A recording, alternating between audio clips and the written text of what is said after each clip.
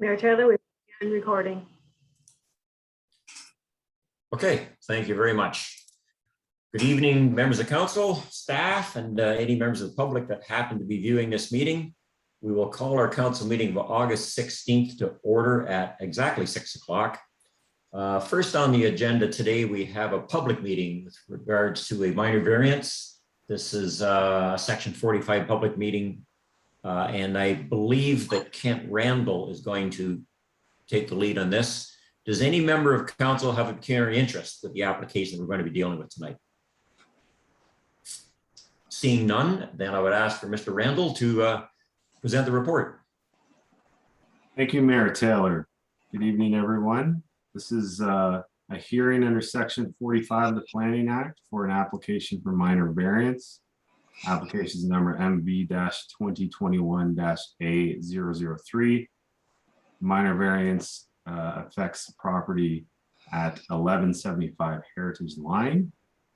And the application has been submitted to allow for a reduction in the minimum rear yard depth from 7.5 meters, which is required in the HR zone, to 4.35 meters. And that's to permit the conversion of a garage to a secondary dwelling unit. So just as a bit of background, the applicant is proposing to convert, there's an existing garage on the property, existing single detached dwelling as well. And the garage will be converted to secondary dwelling unit. As council's aware, I can't even think about the years now because of COVID, but I think it was late last year that we that you approved and adopted policies and provisions which permit secondary dwelling units. And one of the provisions in the zoning bylaw now for secondary units requires that those units, if they are located within accessory structures, they must meet the provisions that apply to principal dwellings. So in this case, the garage was obviously meeting provisions related to accessory garages, which are allowed to encroach within front and side yard. But in this case, because of the conversion to secondary dwelling unit, the unit was not meeting the rear yard setback of 7.5 meters. So this variance is to allow for that encroachment. And you'll note in the plans that were provided with the agenda that the building itself is 7.35 meters from the rear yard, and the deck encroaches to 4.35. So we're recognizing to the edge of that deck. It is our opinion that this reduction in setback meets the 4 tests of a minor variance. It represents good planning. And that is basically that. And if council has any questions, I'm happy to answer. Very good. Thank you, Kent. Do any members of council have questions of Kent on this report? Go ahead, Deputy Clerk. Thank you. And this is exactly what, when we spoke of secondary units, what we're looking for. So as you said, the encroachment, Kent, it's basically going to be a new building on the footprint of the garage with the addition of the deck. And you have answered. My only question is, are we going to see another minor variance for the deck? If you were putting a deck on an existing building, what is the setback? I know we've got 4.35, which I support here, but what would that be? And maybe this is more for our building people. So through the mayor, I believe that under the zoning bylaw, a deck can encroach up to 1.5 meters into a required setback. So that's what would be that's what would be permitted as of right. But in this case, the deck is wider, is longer than that. So that's hence the reason for the additional encroachment. But as you say, it's 4.35 meters, which is well over that 1 point. And I can't remember exactly what you said, Kent. So it's well within that and meets the test. So I'm certainly in support. Thank you. Any other questions from members of council? Councillor Powers, go ahead, Nick. Thank you, Mayor Taylor. Ken, just curious, have we had, I think this is a great example of, the intended plan, if you will, or use cases that we envisioned for these secondary dwellings, being able to repurpose existing structures or, foundations into secondary dwellings that could be utilized by future residents of our community. So I think this is a very positive project. I'm curious, have we had many other secondary dwelling type of applications that have been coming through, just out of curiosity? Through the mayor, that's probably a better question for Ken. I know that we've had a few discussions about, I know that there are some that are out there. I think there's some out there that don't require any approval through minor variance or any other application, but Ken, maybe you can shed some light on that. Yeah, through discussions with Ken Curry, I have heard this has happened in the township before, but I couldn't give details of how common it is. That would be a question for building rather than planning. Okay. Yeah, I was just curious. No, I'm certainly in favor of this particular application. I think it does meet the intended goals of what we set out for. So thank you. I think as staff, or I think if council reflect back on our last meeting, there was another minor variance, and it was a request for a secondary unit, but in this case, it was to expand the setbacks. You remember that, instead of reducing it, which is very unusual. But it was also, if I'm not mistaken, for a secondary unit on Indian River Line. Does that sound correct? That's correct, Mayor Taylor. It was the separation distance from the principal dwelling. Right. Yeah. Okay. Thank you. Yeah, that was right. Yeah. Any other questions then to members of council, or sorry, to staff? Go ahead, Deputy Clerk. Yes, the only other question is, these then, when we do the building permit, will be set up to the existing septic system, and certainly that will flow through the health unit. Am I correct on that? Through the mayor, yes, that's correct. Yeah, I just want to make sure if anyone's listening that all the protocols here are being met through that. So I'm prepared to make the motion in support of. Well, if you just hold that thought for a moment. Yeah, I will. You have to ask public. Yes, I'm sorry, Mayor Taylor. This is a public meeting. If there's I'm trying to speed up the process, Mayor Taylor, and we can't do that. There is a process in place. I apologize. No problem. This is a public meeting, as we said. I see no further questions from members of council. Is there anyone in attendance that would like to speak in support of the application? I see Mr. Guile, who happens to be the applicant. Nice to see you, Mayor Taylor. Thank you very much for allowing me this opportunity. We really were excited to see that the township took this step for secondary dwellings, especially with the housing crisis that's hit the area. And in particular, trying to find suitable housing, affordable housing for my elderly mother-in-law, who is going legally blind as well. So we really wanted to make sure she was with, that my wife was able to look after in her final years. So this really helps us to be able to stay in the lovely Keene area, which we love, which I moved here because there was a liquor store that was open on all the holidays. That's why I picked this location. But we love it dearly, and it's become a real home for us. And just one correction on the report. It mentions that the garage will be demolished. I'm not sure the definition properly of demolished, but it won't be demolished. Our intent is to use the structure, so we're repurposing it. So there will be an extension on the front for it, but we really want to make sure that we the eco-friendliness of keeping what is there. It's in great shape, so we're just going to convert it. So there's really going to be no major change to the appearance of it. So just thanking the staff for working with us through this process. As we understand, it's one of the first. So I guess we were the guinea pigs, and we're really pleased to welcome an Irish mother-in-law who's Protestant to the Keene area. So I hope that doesn't hurt her chances of approval. And does that liquor store that's open 24/7, has that got a certain appeal to an Irish Protestant lady? She doesn't drink, but I do, because I'm living with my mother-in-law right now. Now, easy, Terry. Okay, are there any questions from members of council to Mr. Guile? Seeing none. Is there anyone, sorry, go ahead, Councillor Howie, go ahead, Ken, get a question? You're on mute.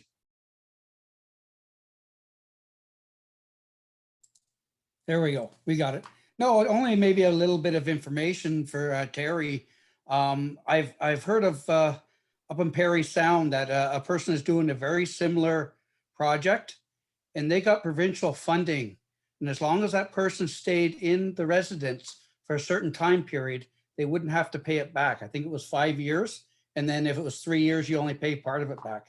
It's something you might want to look into. Definitely, I'll definitely look into that. Thank you. Appreciate that. Yeah, it might be a hot tip. Thank you, Councillor Howie. And Anybody if I else? could, your worship, sorry, if I could, your worship, there was a comment about the septic. We have updated the septic. So we had a good local contractor, Leahy Contracting. So we spent about 25 grand and it's all updated, and our water foot pounds per pressure, per, I forget the term, Kenneth, help me out here. Gallons per minute? Yeah, we're double what the township requested. So we meet every aspect of it, and we hope that my Irish mother-in-law Dorothy will be a quiet attachment to the Keene area, and you won't have any problems. She doesn't party. All right. If there's no other questions for Mr. Guile, then I do have to ask, is there anyone at this meeting tonight that would like to speak in opposition to the application or to seek clarification? And I'm not seeing any. Before I ask council for a motion, Terry, I would like to compliment you and your agents, whoever has drawn up this application for you. I found that the supporting information that was submitted was very detailed, very professionally done, very helpful. Rather than sometimes you can imagine we get handmade site plans on pieces of cardboard. This was really well done, and it certainly helps us, I think, when we're trying to understand the details of it. So thank you to that. I appreciate it, your worship. Okay, so I'm going to go back to Deputy Clerk, who was going to make a motion earlier on. Bonnie, are you willing to make a decision on this application? Yes, full support of the application. Motion to approve the minor variance. And do I have a seconder? Councillor Powers has seconded it. All in favor of the motion? That is carried. The usual appeal period, 20 days, I think, is it, Kent? Yes. Is in effect. That's correct. 20 days from now. Provided there's no problem with that, then your mother-in-law will be a welcome addition to our community soon. We look forward to that. Thank you. Thank you, council. Okay, there were no, I should have mentioned this earlier, there were no public agency submissions, so there was nothing to receive there. The minor variance has been approved. All we need now is a motion to adjourn. And we've got Councillor Owl and Councillor Howie, all in favor. Okay, the public meeting is adjourned. We're going to take a couple of minutes for everybody to switch their screens, get their power cords, do whatever's necessary, and we'll zoom back at the regular council meeting in a couple of minutes. Have a good night, everybody.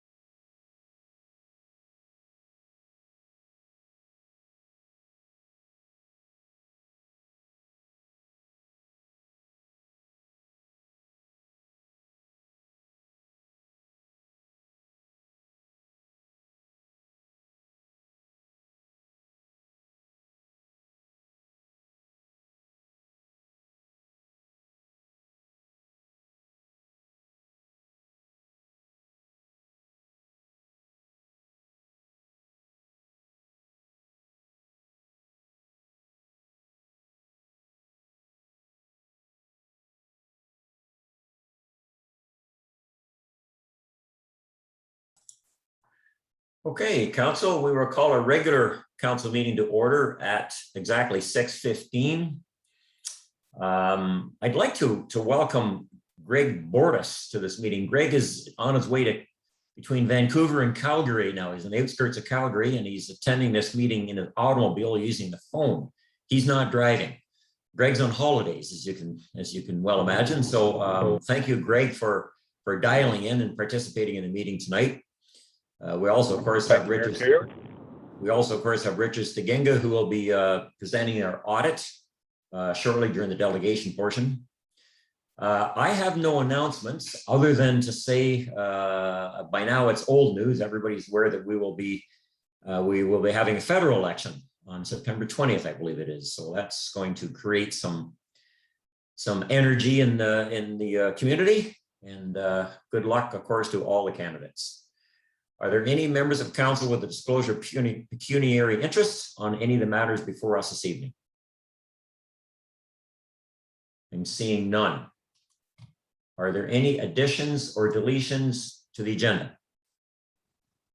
And this is where if any council member had something to add to other matters, if you could mention it now, this would be the appropriate time. Then we, of course, would add it to that. So I'm not seeing anything. I'd like a motion, please. Sorry, Councillor Powers. Go ahead. Just wondering if we could, under other matters, if we could just provide council, if they aren't aware, an update on the OFDU upcoming at the county council, just maybe an update because they were scheduled for the August 4th council meeting, maybe just a brief update. Okay, I'll be happy to do that. So could I get a motion, please? We will add an OFDU update report under other matters. Could I get a motion, please, to adopt the agenda as amended? Councillor Allen and Deputy Mayor Clark. All in favor? It's carried. Thank you very much. Okay, we've got 4 sets of minutes, I think, under 6.1 of our agenda. Are there any questions or clarifications sought on any of the 3 sets of minutes? We have our July 12th meeting and our July 19th special meeting. And if you have any questions, direct them to the appropriate set of minutes first. I'm seeing nothing. Could I get a motion, please, that we adopt the minutes of the July 12th public meeting, the July 12th section 45 public meeting, the regular council meeting of July 12th, and the July 19th special meeting? I'm seeing Councillor Howie and Councillor Powers. All in favor? That's carried. Thank you. All right, moving down now to delegations. As I said earlier, we have Richard Steginga with us, who is going to, we had a finance committee met last week, and Richard presented this to the finance committee. Heather and Greg were also in attendance. Greg was in Vancouver at the time, I think. But anyway, that went well. And there was a couple of minor changes we suggested that Richard make, and he's here now to bring the report to council this evening. So I'll turn it over. Heather's going to screen share, and we'll turn it over to Richard. All right. Good evening, everyone. It's a pleasure to be here. And yes, as Mayor Taylor said, we did discuss this last week at the Finance Committee meeting in a fair bit of detail, and we did revise the draft financial statements as indicated.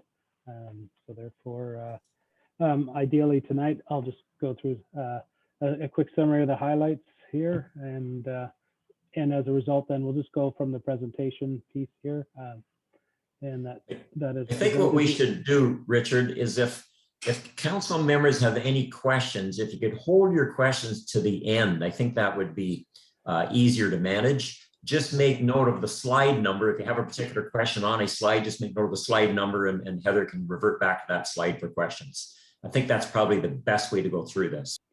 Okay, good. All right. Good, then, yeah, so we'll run through this presentation here. So if we go to the next slide, it just provides a summary of our independent auditor's report within the detailed draft financial statements. The auditor's report is a 2-page document. What we summarized here is what we consider to be the important paragraph, being that in our opinion, the accompanying consolidated financial statements present fairly in all material respects the financial position of the township of Otonabee-South Monaghan as at December 31st, 2020, and the results of its operations and its cash flows for the year then ended in accordance with Canadian Public Sector Accounting Standards, or more commonly known as PSAB. So that is your standard clean unqualified auditor's report, which the township has received for many years. Just now give you a quick update or review of the process that we do when we conduct a financial statement audit.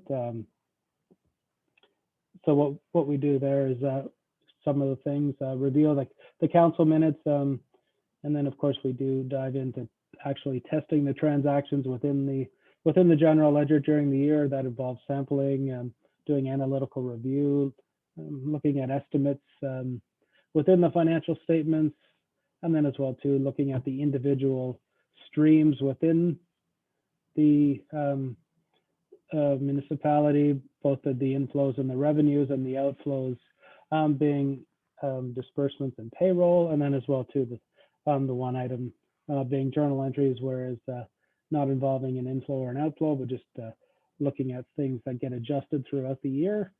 And then as well, where we're at within the consolidated financial statements, keep in mind these are consolidated, so they do include both the library board as well as the previously operating Keene Cemetery Board that is now part of the municipality. And the audit is complete pending council approval of the financial statements, receipt of the signed representation letter, and as well too receipt of the legal letters that have been sent out to your lawyers. Overall, there were no difficulties encountered during the audit, or no changes to our initial audit plan. Due to COVID, there was just the impact of how we executed that plan, of course, being done as a remote audit as opposed to being there in person. But although that does take a little longer, we were able to gather what we needed for our auditor's report. There were no disagreements or difficulties with management, and excellent cooperation from your management and staff, and as well too, keep in mind too, during the year, of course, the treasurer was, there was a different treasurer at the year end versus the treasurer during the year. And as well, within the financial statements, there still is a note related to COVID and the uncertainty caused by that. That's some standard wording there. And overall, there were no unadjusted differences. So now when we start looking at the numbers, they're broken down on your statement of financial position between your financial assets being assets that are cash or will be turned into cash. Overall, with an in-year surplus and the fact that you were able to set some money aside in reserves, you were able to increase your cash and investments. Your receivables as well, they remain fairly consistent year over year. Your taxes receivable, although they went up and are the highest amount here sitting in the 5-year summary, it's still coming in at 4.9% of the total levy, which is still well below the 10% guideline the ministry has for a low risk. And that's up from about 4.7 in the prior year. And as well too, you still have a receivable for the debt that you borrowed on behalf of the housing corporation. And then if the following slide then provides you a bar chart over the last 5 years, just looking at the major components being your investments, and as well too, you can see your cash balance increasing over the last few years as well. So that's a good sign of financial health. Next, we move to the financial liabilities, and these are the amounts that you owe to others.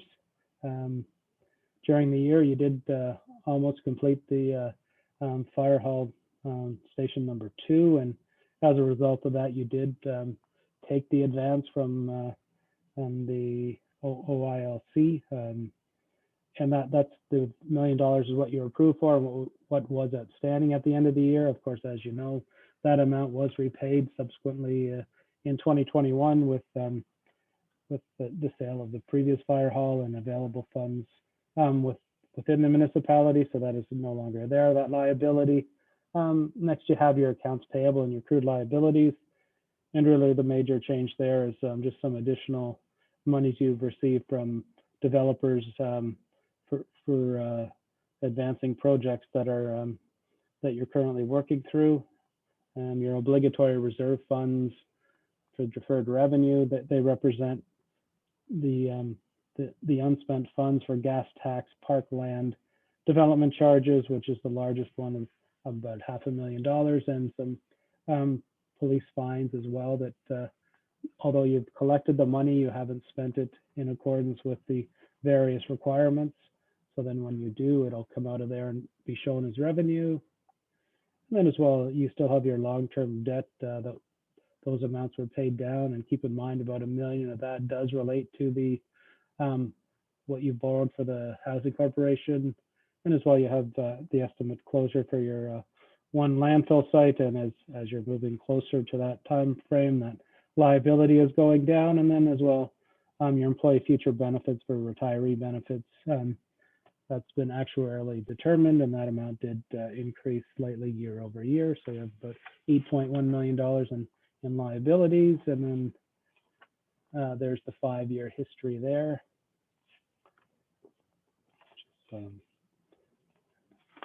Fairly consistent there. Next, we come to your non-financial assets, and these are assets that you own and hold, and you do not normally turn into cash.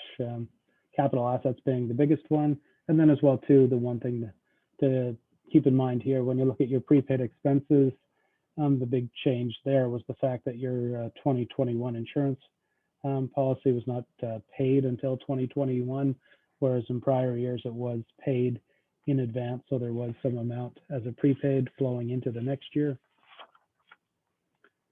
And then next we come to the consolidated statement of operations. So when you look at these financial statements, as I said, they're done in accordance with the PSAB, or Public Sector Accounting Standards, and that is a different format than how you budget. So the top part here showing your revenue and expenses on a PSAB basis is what you see on page 2 of the detailed financial statements.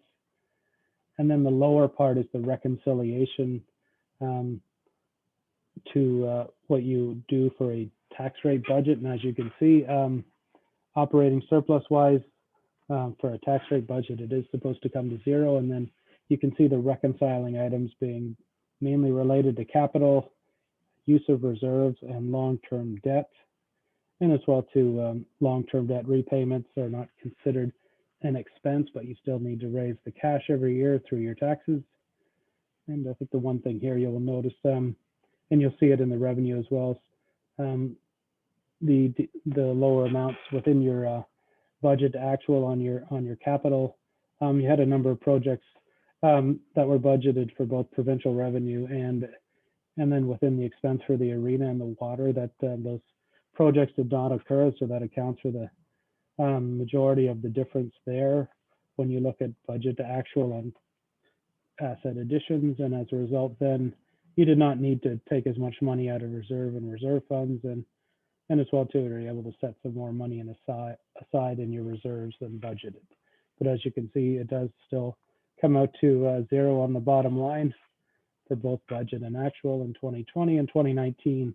You utilized a surplus carried forward from 2018. And then as well, next you see is your accumulated surplus versus your tangible capital assets. And you're in the position you want to be, being the orange bar being larger than the blue bar, which means you do have some equity more so than what you have in your capital. So that's always a good sign, and that is the goal. And ideally, you'd always like to increase that. And then next we come to your revenue summary of your revenues, expenses, and annual surplus.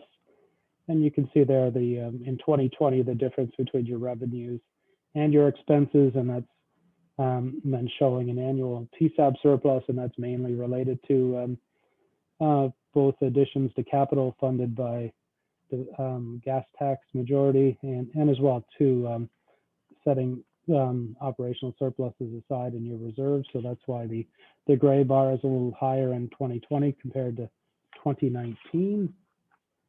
And then the following slide is just a direct almost a direct reproduction right out of the financial statement showing your revenues overall.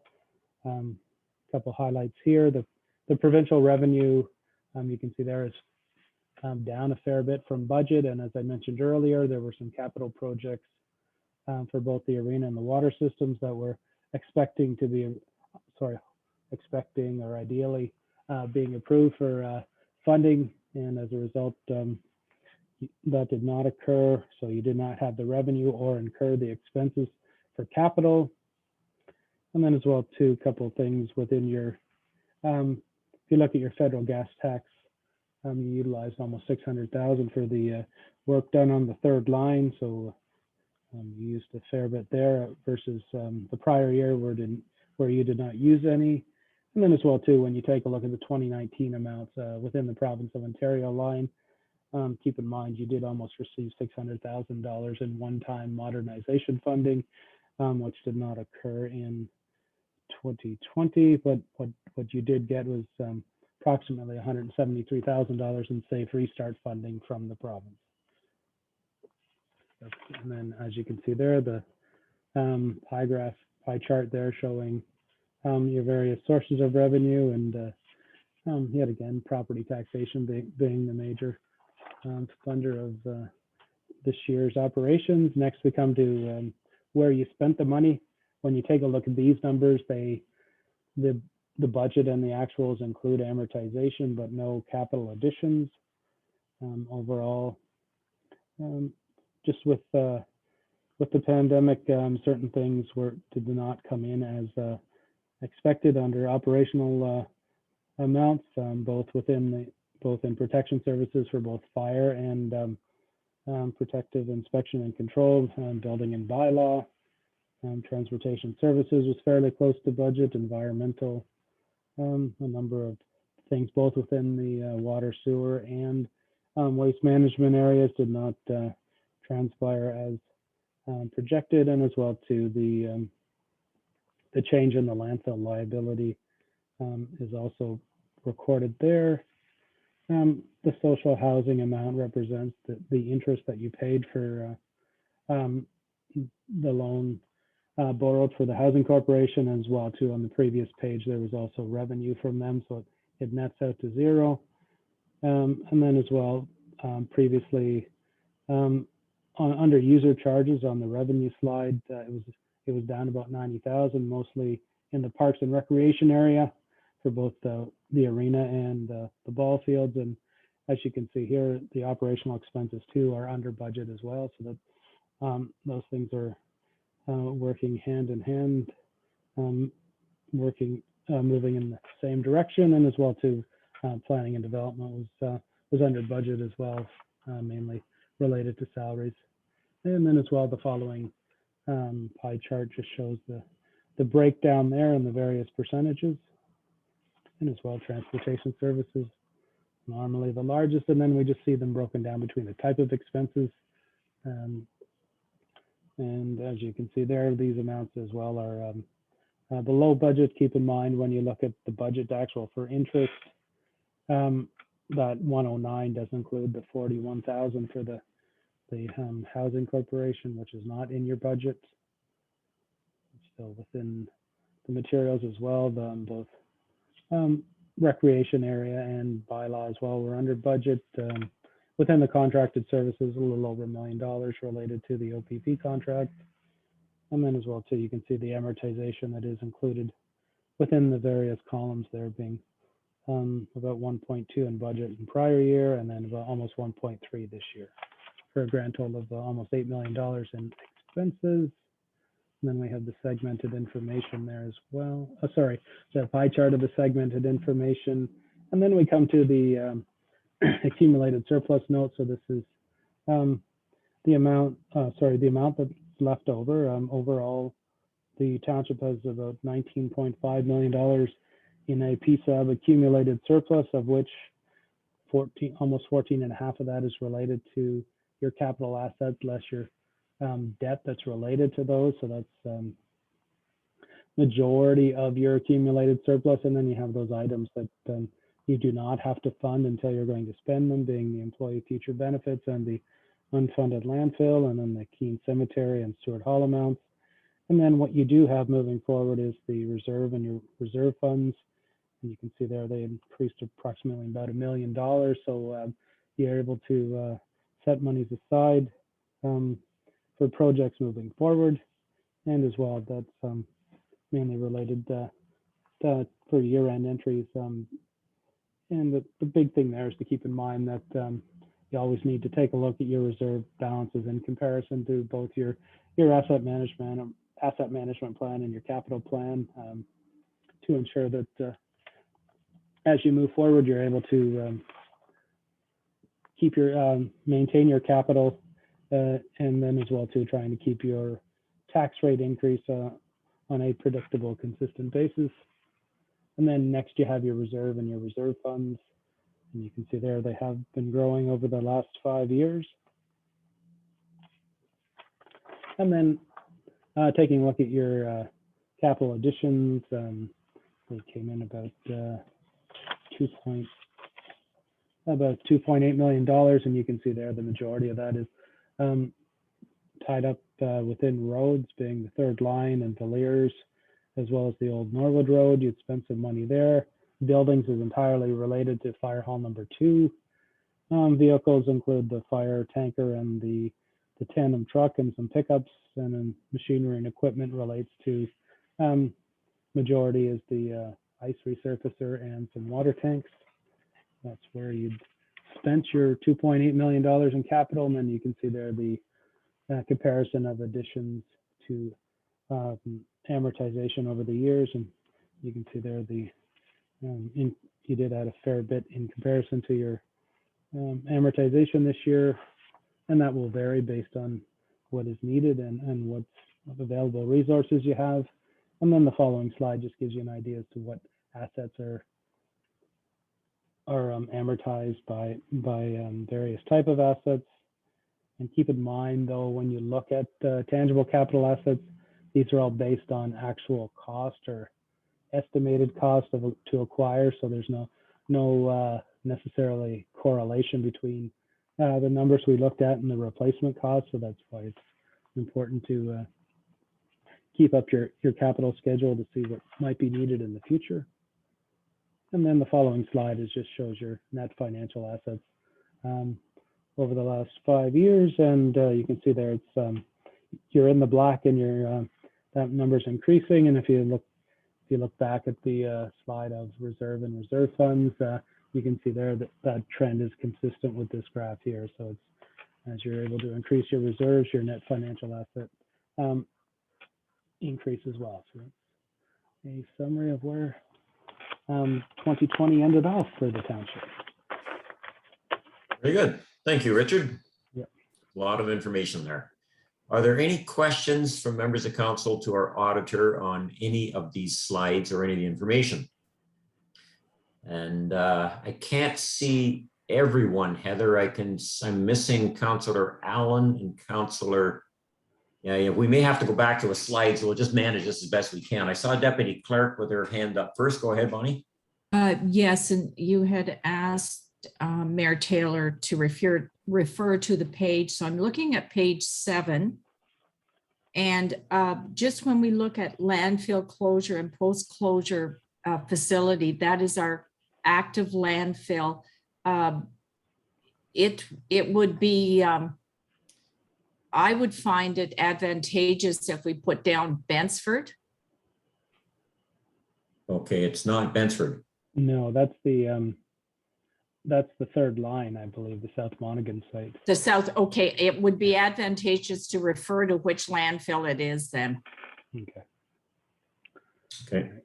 Yeah, sorry, county and township getting mixed up Yeah. here. And then certainly my second one was answered, and that was the difference with the prepaid with the insurance.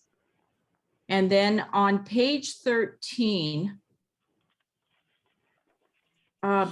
penalties and interest on taxes. And so we budgeted for 70, actual was 96 and a bit of change. Can you comment on that, Richard?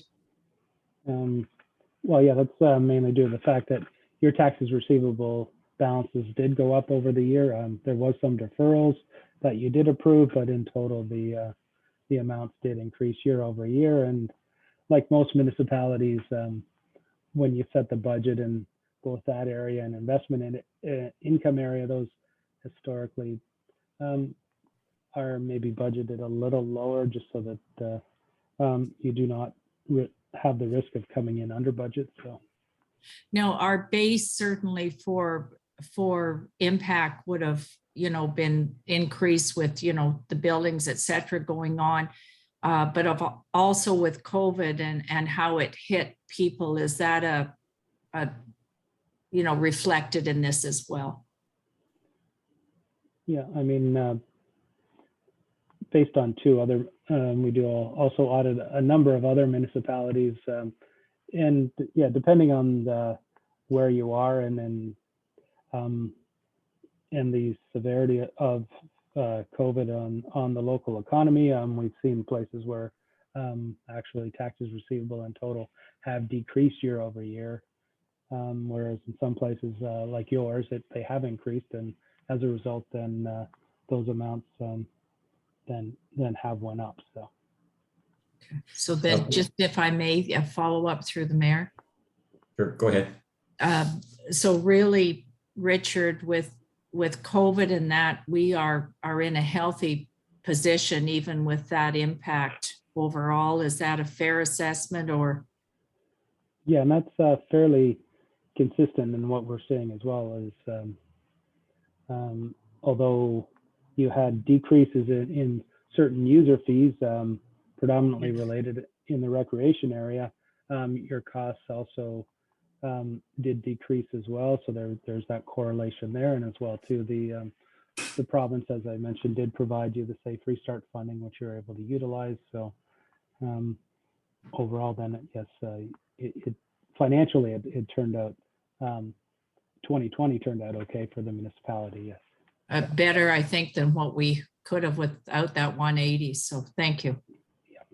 I can just supplement a little bit to that, Deputy Mayor Clark, because we flagged this at the Finance Committee meeting, and the penalties and interest in 2020 were higher than budget, quite a bit higher than budget.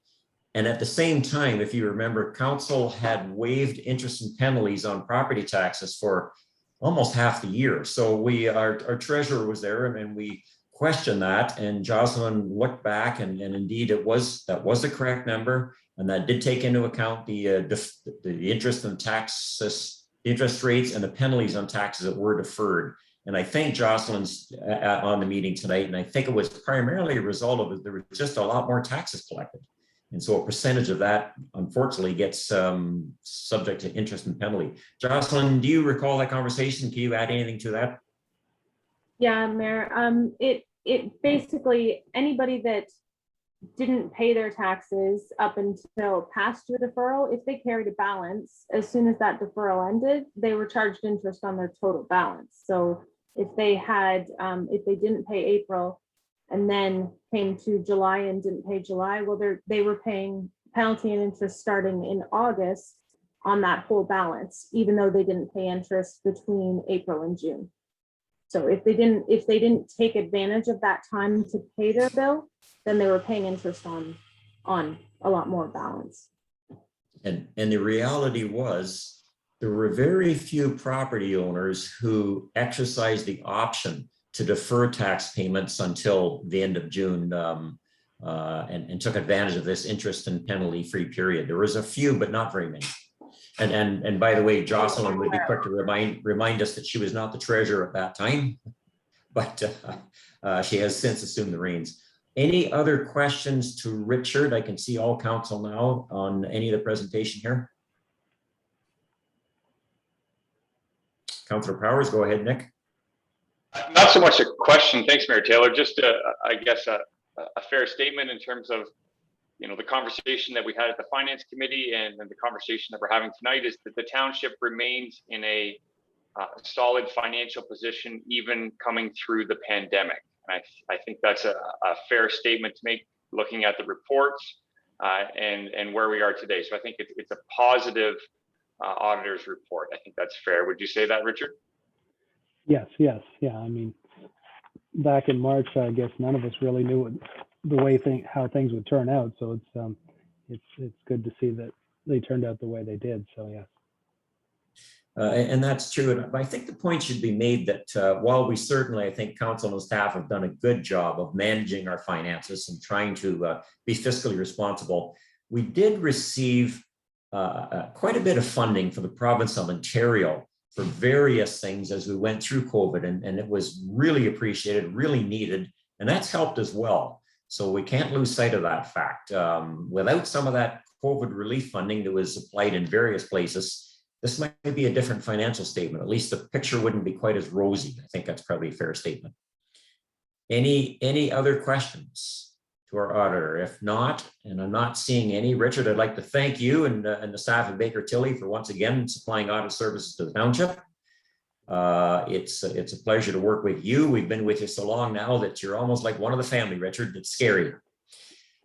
I'd like a motion, please, if I could, to receive the report and approve the draft financial statement as presented by our auditor at tonight's meeting. Councillor Powers and Councillor Howie. All in favor? Carried. Thank you. Good. All right. Thank you Thank you, very much. Richard. All right. Have a good evening. Thanks, Richard. Okay, moving down now to 9.1 is a staff report, recreation parks and facilities, and this has to do with the playground equipment presentation that was made to Elgetty, Stewart Hall, Elgetty, and Burnham Meadows residents. And see, Mike Nelson's on here. Mike did a lot of work on this, council. He went to a great deal of effort. I really want to compliment him. Mike, it was well done. The public received it really well. I was impressed by all the information that you had. I know you spent a ton of time on it, and certainly on behalf of council, I want to thank you for that. Go ahead, Mike. Thanks, Mayor Taylor. Much appreciated. Hello, members of council. Hope everybody's doing well tonight. I'll be pretty brief. I'm sure you've had a chance to look at the report. As I stated in the report, we did receive many good options. I would have been pretty happy with any of the top four for each location that we ended up choosing, or the community ended up choosing. But the design plans from Burnham, or from Playground Planners, sorry, they really stood out right from the beginning. And I think in the $200,000 option for Burnham Meadows, they had two in the top four. They had one of their designs in the Elgetty and one in the 150. So four of their designs of their six made it to our final four.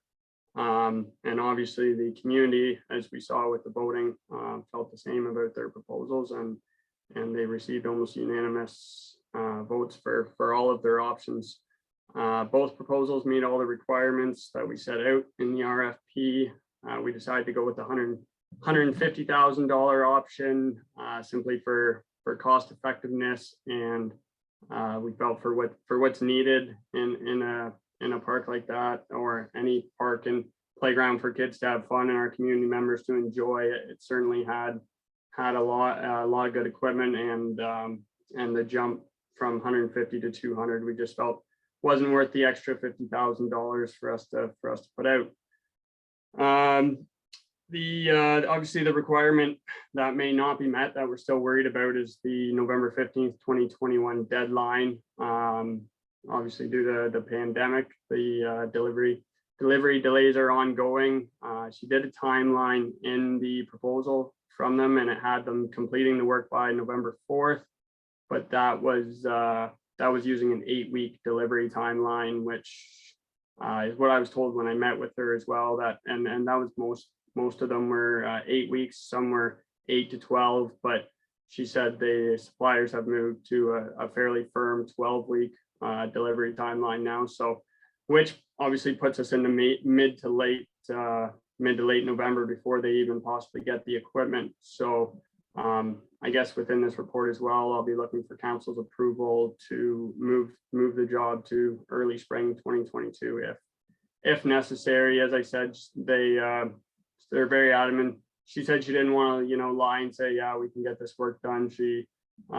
But she is confident they can, and says they're going to do absolutely everything in their power. It's just a matter of whether the equipment gets there on time or not. So hopefully we can do this job by the end of November. And anytime after that, you never know. They said they've done some jobs late December, depending on the winter and the weather, and other years they've had to stop installing at the end of October. There's a lot of small pieces that you have to do by hand, and freezing temperatures and snow doesn't help the installation process. So hopefully, as I said, it all works out and we can get them both in this year. But at that point, they're not being used a lot either way. They shouldn't really be getting used for the winter anyway. So I think waiting till early spring isn't too big of a deal anyways. Once the weather warms up next year, they should still have a nice new playground for both communities. And yeah, that wraps it up for me. So I'll take any questions that members of council have. Thank you, Mike. Would council like, if Heather can, would council like Heather to put the 2 drawings up that staff are recommending that we use? Heather, is that possible? For, do the Algetti one first and then the Burnham Meadows, or vice versa? I don't care which. Is that possible?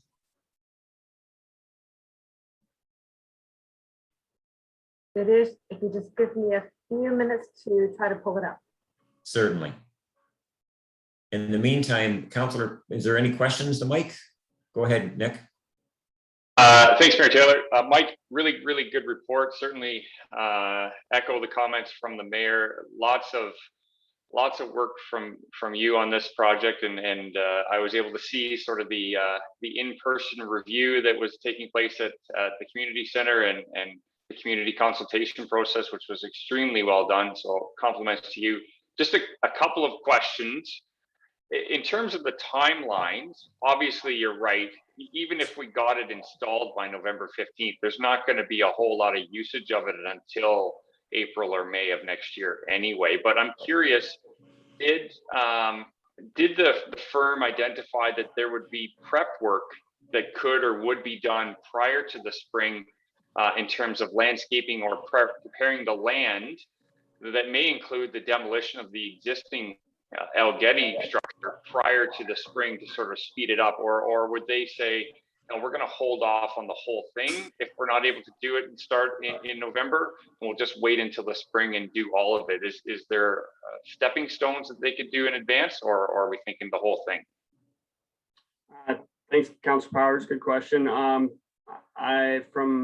the Algetti perspective, we're actually our roads department staff is going to do the demolition and taking the old equipment away for us for that one. So I definitely plan on getting that done in the fall either way. And then the excavation, I'm going to ask them. I'm pretty sure they would come down and do the excavation. It's all on separate days that they plan it out. It takes about a week by the looks of it, or a week and a half to do the full installation. So that's a question I haven't asked her yet, but I would expect that they'll be doing the excavation in the spring or in the fall, sorry. Like, yeah, they do the excavation, then 5 days until drainage, aggregate, filter cloth. So obviously that stuff, I think, like the drainage system and everything, that's basically take the old equipment out, excavate it, and then put the drainage system in, and the filter cloth and the cedar weave for the bottoming or the protective surfacing. But so that stuff, I think for sure would need done when they're doing it in the spring. But I'm hoping we can do the excavation in the fall, because yeah, machine, the ground will be nice and frozen. I think it's a good time to do it compared to the spring anyway. Yeah, it's I was just curious. There may not be any benefit, so it might not hurt to ask them even if they don't get the equipment, is there work that could be done? Just a quick follow-up question, if I could. I think there's certainly lots of interest. We know there's lots of interest at Burnham Meadows around this particular project, and Algetti, I would expect that there's certainly some interest there as well. Do we think, Mike, there might be any benefit, or maybe you've already got a plan in terms of informing those communities of where we landed with the particular projects, somehow getting the word out to those in terms of schedules and plans once we've able to nail that down? Just curious what you're thinking there. No, actually, Councilor Powers, I hadn't thought about that too much. Outside of doing the notices. I mean, we can put it on our website and different options like that, and then Facebook. But like we found when we were going to do the community consultation meeting, that the only real way to make sure, you know, all the Burnham Meadows residents got the notice was to hand deliver them. So, which really, you know, it was a morning of walking around for the guys. So it's really not like it's a ton of work and you know, a couple hundred sheets of paper to print off. So it's something that we definitely could do. I don't know, like, I think if it moves to the fall, it's something we should probably look into, or sorry, into the spring. It's something we should probably look into, because at the consultation, anybody who asked, we told them that it would be done this fall. It's been set as the deadline in the RFP, and you know, it's supposed to be done by November 15th. You'll have a new park. So a lot of people might really start to wonder what's going on when nothing is happening that time of year. So that's definitely an option we should look at. But as far as anybody who actually came to the consultation, we were very, you know, adamant that this is happening. It's not, you know, it's not take your pick in case it happens. This is going to happen this fall. So yeah, I think we're all right as long as we don't move it to the spring, Nick. Okay, all right, thank you. Yeah, I think that's a good idea. That just keep in the back of your minds, though, is once council have made a decision and approved something here, if we can see that timelines previously promised are just not going to be met, we really need to advise the residents of that, give them a reason, and then a revised timeline. We really should be fair about this, but we don't know yet. We don't know for sure whether the timeline will be delayed or not. It's too early to know, but that is something to keep in mind. Okay, this is the Burnham Meadows playground. This is the $150,000 option. This is the one, Mike, if I'm not mistaken, that the majority residents preferred. Yeah. Correct. Okay. It's, and Heather just asked me a question about the Algetty options. Heather, would you be able to go to the agenda and click on the option there and bring it up somehow, or it's not saved? Yeah. Okay. How could we do that, Heather? Like, how would I bring it up on the screen? I could email it to you, or is there a way I can bring it up on screen? Heather doesn't have any of the images from Algetty. No, and that's okay. That's okay. That's okay. We don't have to have it. I mean, it's here on the agenda. We've all reviewed them, I expect. And so we know what it looks like. I just wondered if it was convenient, we could share it on the screen. But yeah, if there's, are there any questions from any other members of council on either option, either part? We'll start off with Deputy Mayor Clark. Go ahead, Bonnie. Yes, through the mayor. First of all, thanks, Mike. Just great visuals here and a lot of work. And I want to thank the CAO and Heather, who I met with. I was unable to make that Thursday meeting to another Zoom committee meeting I had that evening, and they sat down and answered any questions I have. So I'd like to thank staff personally as well for that. Yes, the PR, I certainly think we have to be very tentative to that. We have put out a date here, and if it goes like any other deadlines, those 12 weeks extend. These supply chains are just getting longer and longer. My concern then is for the spring, and I duly expect that it will be a spring installation. Can we get a firm date in the spring, Mike, from this company that is going to be doing them, so we at least have something that we can say for sure this is going to happen? And the other thing, yes, was the prep. What can we do prior? So I think that's been answered. And my final comment is, this is absolutely wonderful, but we've now opened the can of worms for Keene. I have got more calls than people who attended and voted regarding where we're going for a Keene playground. They've been waiting and waiting tentatively. They see the Algetty, who had even though it was a dilapidated playground, but now getting a second one, and Keene hasn't had a first one. So anyway, just hope that we can get moving on that as well. So That's it. And thank you, staff, for moving this forward. Really appreciate it. And the last and final comment, as a grandmother, I was very happy to see that there was benches and got 2 calls from the Algety subdivision to confirm people that hadn't met. And the priority was to get a bench in there so they could sit down and watch the grandchildren. So that is in the design, and thank you on behalf of those residents and all grandmas and grandpas out there. Thank you, Deputy Mayor. Yeah, so a few things there. As for the spring date, I was planning on talking to her about it. I haven't talked to her about it yet, but the problem I see with the spring, I know I talked to the acting manager in Duro about, they did a playground install in the spring, and I know they had to wait till the ground hardened up. So that would be the only thing really delaying us, I think, in the spring is you don't want to destroy the rest of your property just to get the playground in there. So that will be the problem with that. Whereas in the fall, you know, it would have been happening, or if it does happen, it'll be happening at a very good time when the ground's a lot harder and maybe even a bit frozen, so we don't do too much damage to the properties. But so as for the spring, yeah, I'm thinking you know, April, May, hopefully early on, if as long as the ground is hardened up, and then we can get lots of use out of it. As far as the Keene playground goes, I've seen the motion brought forward by council, and as I think I stated this in the budget meeting last year, but obviously there's nothing on paper, but I do intend on putting a playground into the Keene into the budget, the capital budget this year for Keene. Still debating a bit for location, but I think definitely the best option is probably beside the ball diamond. So yeah, it'll be the Otonabee Memorial Community Center Park.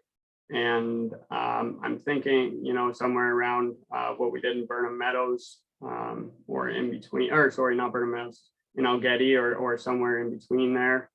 And I believe based on what I was told about development charges, we can use some of that as well to get this done. So it's definitely something that I've wanted to do for a long time, and wanted to get, as you said, the parks, to clarify, Stuart Hall is not getting a second playground. They're getting the one they had replaced, because it's getting old and needs replaced for safety reasons. Same with Indian River next year. I also plan on doing it as well for the same reasons, that it hasn't met the playground safety requirements for a few years now, and I think it's in township's best interest to get them replaced as soon as possible. And but I'm definitely with you there, that in the communities in our municipality that don't have play equipment readily available, we need to work harder at getting play equipment to the communities that don't have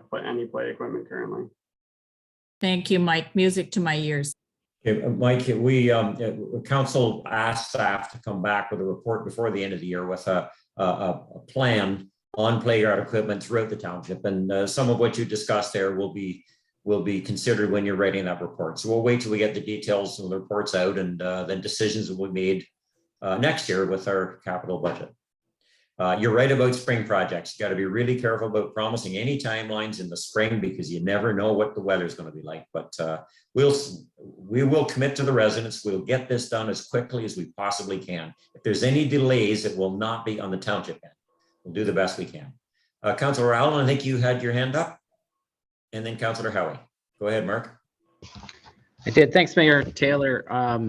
Couple of questions. I think most things have been answered, and as far as a spring project, you're right, Mike. It's probably mid-May to June before they get in the ground quite often. Just speaking from experience that I have.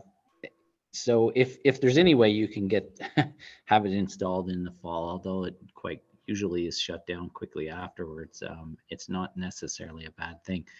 Just a couple of questions on the playground, Mike.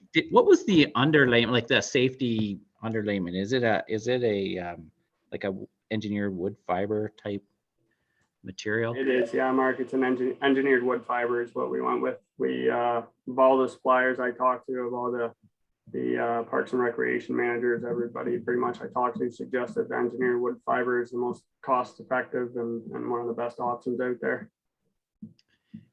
Yeah, and again, I think I agree with that. And when it comes time to top it up, they just come in and blow it in, and it's taken care of for you.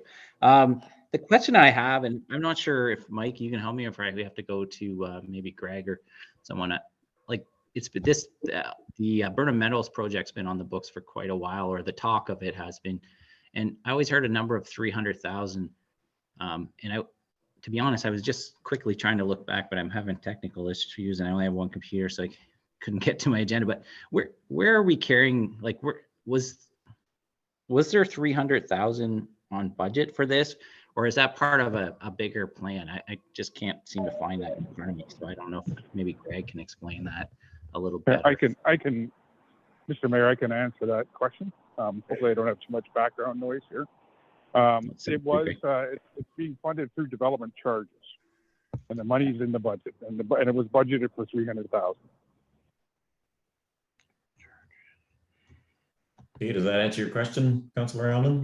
It does. I mean, I have no issues with fiscal responsibility and stuff. I just wanted to make sure, and it sounds as if, I mean, there was public consultation and everybody was getting what everybody got from what or will get from this proposed playground, what they expected. And I think that was just my thoughts. I mean, because there was a talk of a bit bigger number, but you know, we went through your public consultation and it seems like this was chosen or is one of the top playground submissions on the list, and therefore it seems as if everybody involved in that community should be satisfied with what they see and what they get here. So that's kind of where I can add to that a bit, Councillor Allen. Like, just to put your mind at ease a bit, every Burnham Meadows resident and Algety resident who came and looked at the designs that night was very happy and extremely impressed with the design options. I think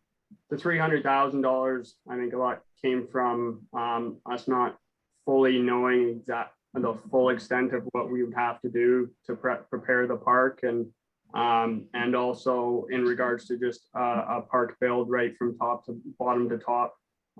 So, you know, we carried some extra, and then after, you know, talking really in depth with suppliers and other people in the industry, realized that we really didn't need nearly that much money to do what we wanted to do in there. So that's sort of what happened there, Mark. Okay. Thank you, Mike. And thank you, Greg. And just Mike, to supplement that to Councillor Allen's question, at the open house at the arena on the Burnham Meadows side, there was, I think, 4 options available to consider that were $200,000 each, and 4 options to consider that were $150,000 each. And a number of the residents seem to migrate towards this option that Mike is recommending on the $150,000 side. The extra 50 didn't seem to buy a whole lot. It was a bit different in design, but this one here seemed to be as popular as any. And it wasn't necessarily about the money as about the equipment and the design of the equipment in the plan. Mike, is that correct? Yeah, that's very accurate. Well said, Mayor Taylor. Great, thank you. Councillor Howie, I think you had your hand up. Go ahead, Ken. Yeah, great report there. This is through the mayor. Great report there, Mike, again. And actually with our Parks and Rec meeting, the work shows a lot more when we're out there, how you had it displayed and everything. One quick question, is there any value in what we're taking out from the old stuff? Because I've seen a lot of playground equipment come up on gov deals, and you might get good money for it and put it into it, or we might not get anything for it. It might be something we can consider. Yeah, Councillor Howie, it's something I plan on looking into a bit, but at the same time, we're removing a playground because it doesn't meet the safety standards anymore of the wood design. So it would be like a slide might still be usable, but do you really want that just going to a community member somewhere or wherever it ends up? I think there could be some liability issues that come along with selling equipment that that you're getting rid of because you deem it unsafe for the community members. So it's something Greg, Heather, and I can discuss a bit, but I'm not really sure where we'd go from there. Yep, no, thanks. I just wanted to mention it as I've seen it before, you know, on there. So, and I haven't seen what you have up there. Okay, thank you, Councillor Howie. Councillor Powers, is that your hand up? Yeah, so actually to tag on to Councillor Allen's question regarding the funding, and this is Greg and Mike kind of question. So obviously we're well within our budget. There are funds that have gone unspended or likely to go unspended. Help me if you can to understand the development charges in terms of the account. So we had 300,000 that was allocated for the Burnham Meadows project in terms of budget coming from development charges. We're likely going to spend around 150 of that 300. So that 150 that's gone unspent, is that in a Burnham Meadows development charges area, or is that fund or funds available to the entire township from a development, a parkland perspective moving forward? I can answer that question, Mr. Mayor, if you'd like me to. Yes, please go ahead. So the money goes into, so it's not directed into specific, like when we collect a development charge from Burnham Meadows or from Ambria or whatever, that money's not segregated back into each of those developments. It just goes into a development charge account. And then there are different portions. We take that development charge and we assign a certain percentage, and parks and playgrounds is one area, and that this goes in for us to build new infrastructure in that particular category. So that $150,000, if not spent, stays within our development charges budget for future use for other projects, as long as they meet the development charges information or the development charges criteria under the Development Charges Act. Okay, perfect. That answers my question. Thank you. Okay, if council have thought about this enough and looked at the available information and had their questions answered, or is any member of council willing to make a decision? There is a recommendation there, and I'd be interested to know what council are considering. Go ahead, Deputy Clerk.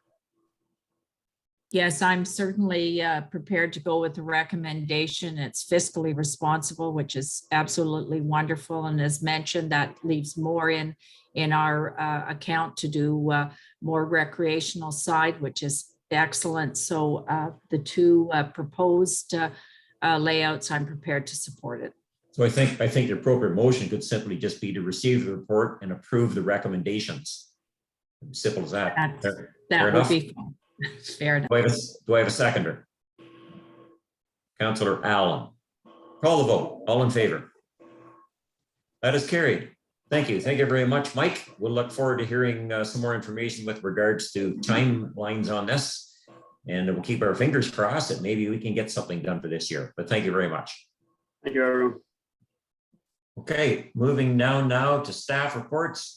Greg, if you're still on the call, I think, were you going to do 11.1, the staff council compensation review? Yes, I can do that. I can. Okay. So the council has a report, and that particular report deals with us undertaking a staff and compensation review. We have partnered with the county, and there are several municipalities, several townships that have gone together with this RFP. And so what we're looking at doing is, it would be a non-union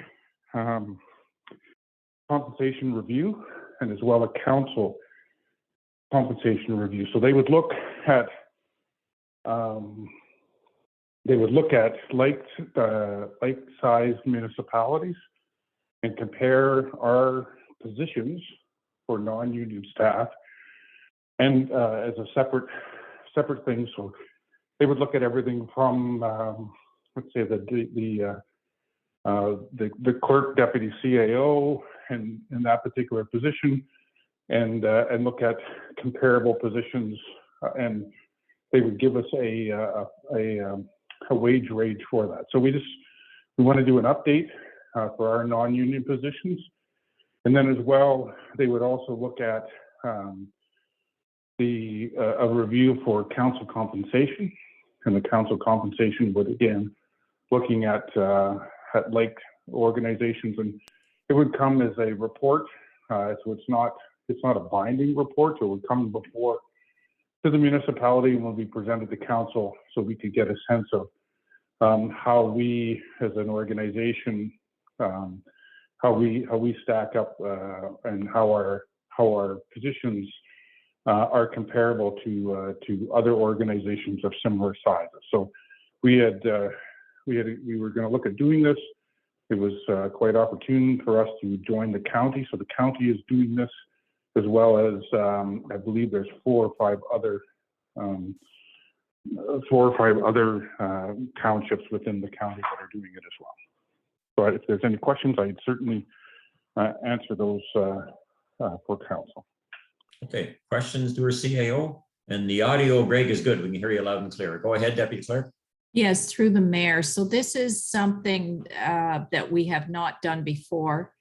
However, council has struggled each and every time we've reviewed this around our own honorariums. So certainly having this third-party review, and it looks as if a lot of other municipalities have endorsed this and going ahead. So I think it takes it out of the council's hands, gives council a more thorough look at this. So I certainly can support it.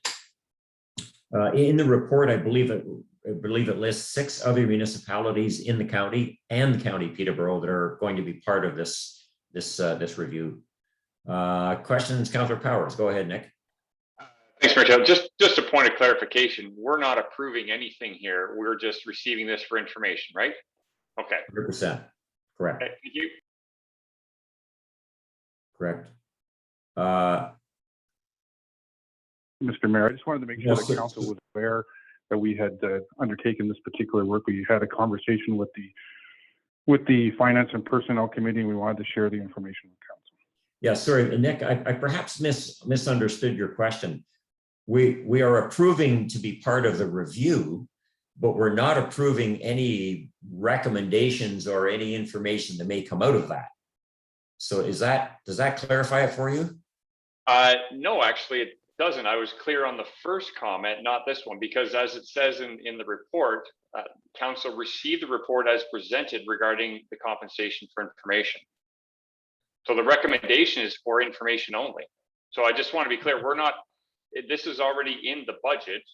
So I don't know if we're actually approving to be a part of this. I think we're already a part of it. This is just where we're at in the process. Well, maybe I'm wrong. We'll be splitting hairs. I'll ask Greg to clarify this for us. Greg, exactly. Mr. Mayor, so Councillor Powers is correct that we are. So I'm asking council to receive this. We did have money in the budget to be able to do this, and so again, this is for information. I wanted to make sure that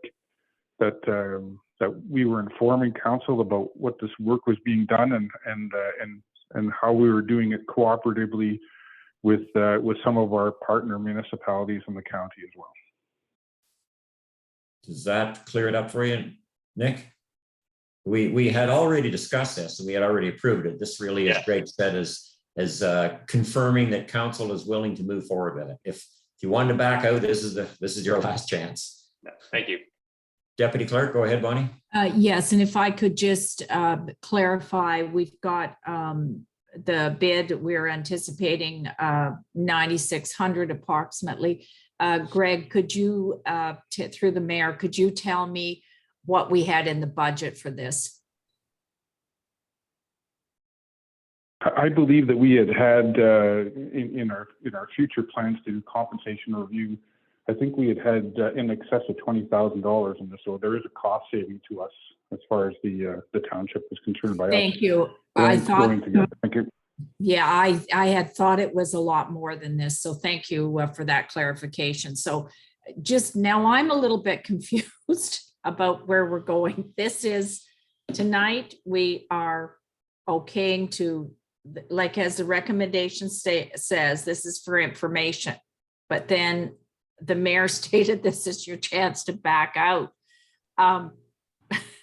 So what kind of a motion? We receive this for information and we continue on the process? Is that? I would suggest we simply receive the report and approve the recommendation. The recommendation is that we move forward as part of this group and do a council review, council and staff review. Greg? Yeah, it's a bit of splitting hairs here. So we're going to do the report. This is not the report, so the motion tonight is not binding on council to do the work that would come out of the report. So we want to be able to participate and gather the information so we can bring that information and present it to council for any future action about what we do with our wages for non-union and council going forward. Thank you, Greg. I saw Councillor Allen with his hand up. Go ahead, Mark.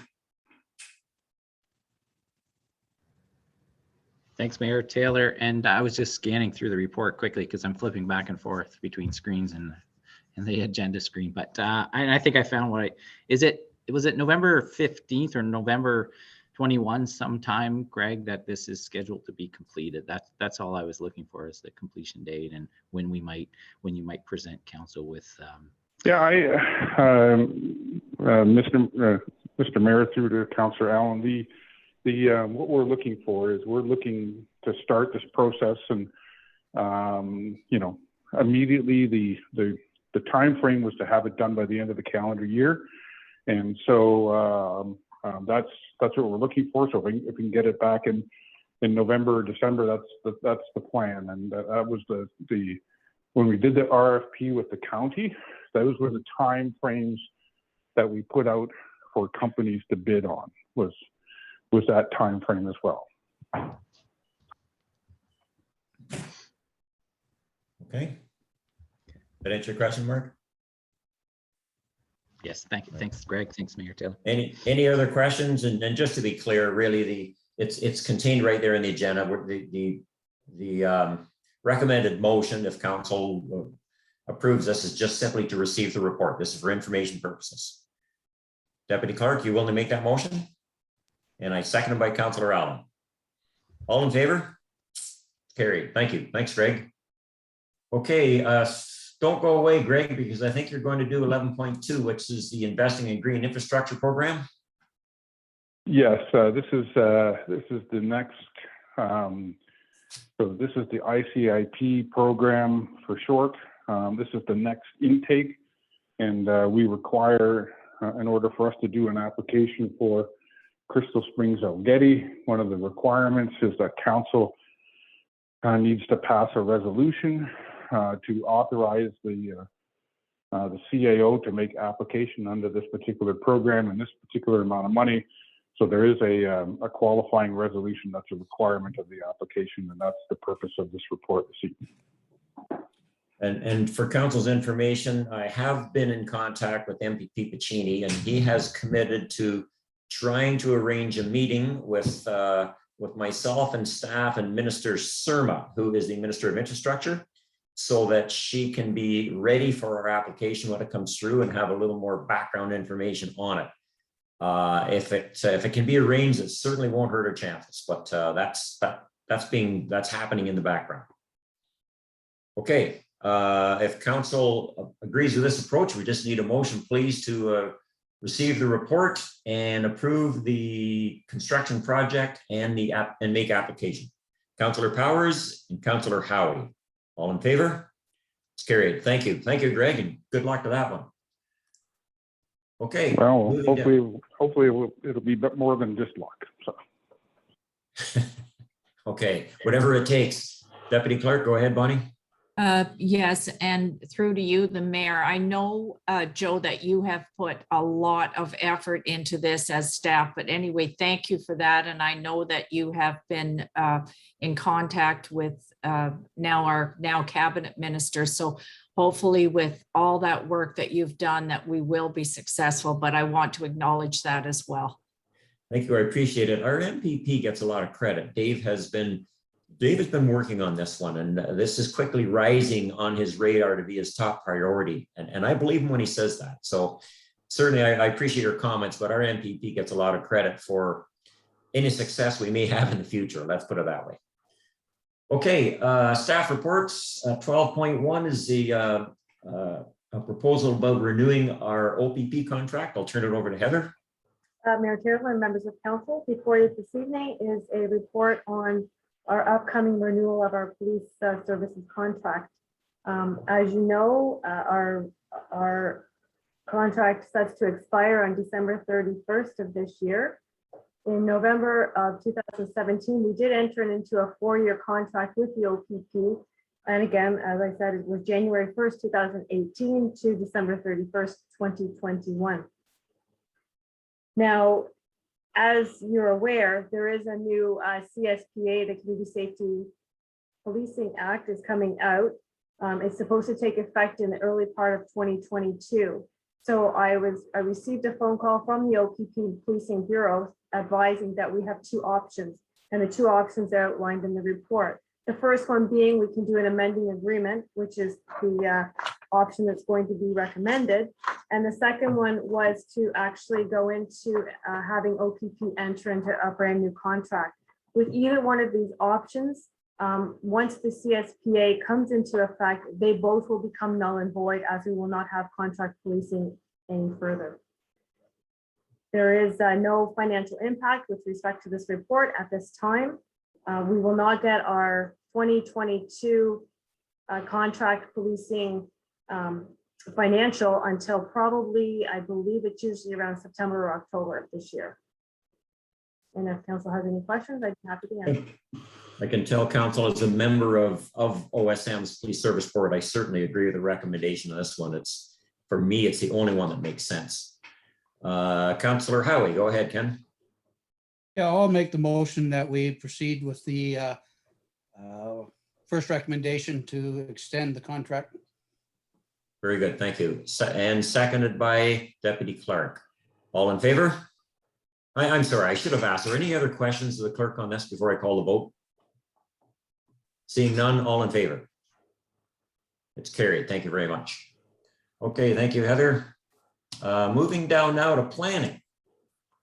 Our planner has been waiting patiently in the wings. We have 2 consent applications to consider tonight. So I'll turn it over to Ken to discuss these 2. Go ahead, Ken. Thank you, Mayor Taylor. Our first consent application is B-53-21, and it's to sever a vacant residential lot on the lands addressed 2543 Drummond Line. The subject property is located at the southeast corner of the intersection of Old Norwood Road and Drummond Line.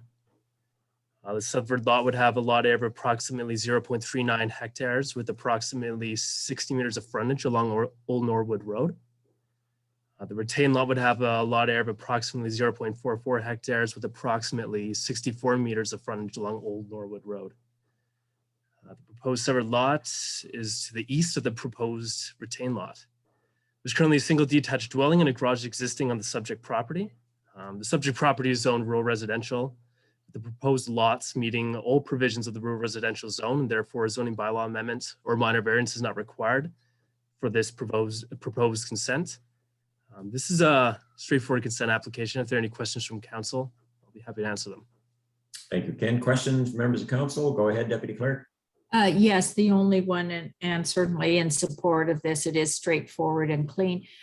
Just through the mayor to our planner, just asking, what is the minimal frontage allowed on a severance? We have 60 and 64, as you stated, Ken. What is the minimal that would be allowed? So it's difficult to say because each lot will have features that are unique to each parcel. But generally within OSM, they would want to see a minimum of 38 meters because that's the minimum lot frontage as per the rural residential zone. So generally speaking, 38 meters, which is approximately 125 feet. Right. But it can vary quite a bit depending on the nature of the lot.